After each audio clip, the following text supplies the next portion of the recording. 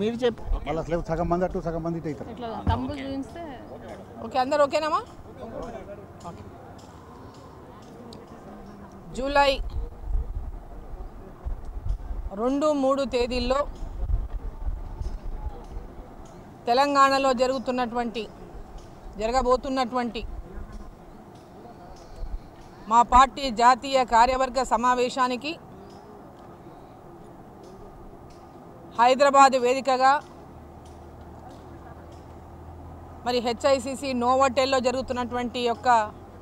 సమావేశాలకు ఈరోజు ఇక్కడ కార్యక్రమాలు ప్రారంభం చేసుకుంటున్న సందర్భంగా హెచ్ఐసిసి నోవోటెల్ దగ్గర భూమి పూజ కార్యక్రమాన్ని ఈరోజు నిర్వహించడం జరిగింది. ఈరోజు నుంచి ఇక్కడ జాతీయ కార్యవర్గ సమావేశాలకు పనులన్నీ కూడా ఈరోజు ప్రారంభం చేస్తూ భూమి పూజ కార్యక్రమాన్ని నిర్వహించుకొని జాతీయ కార్యవర్గ సమావేశం పెద్ద ఎత్తున దేశవ్యాప్తంగా ప్రధానమంత్రి నరేంద్ర మోదీ గారితో పాటు పాల్గొనబోతున్నటువంటి భారతీయ జనతా పార్టీ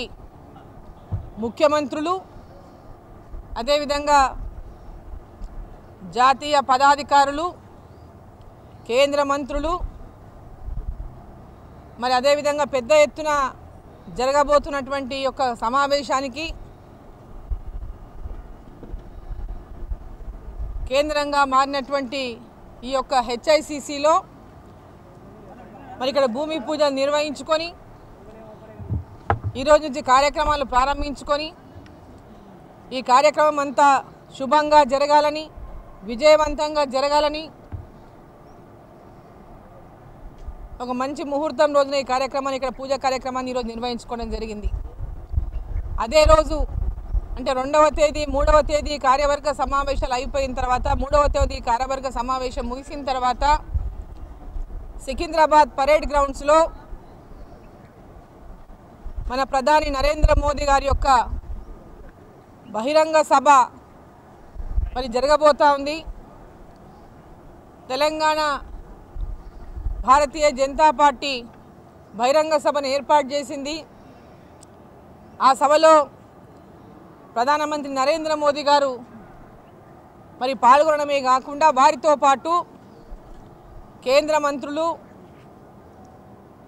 భారతీయ జనతా పార్టీ వివిధ రాష్ట్రాల ముఖ్యమంత్రులు, ఎంతోమంది ముఖ్యులు ఆ సభలో పాల్గొనబోతున్నటువంటి సందర్భంగా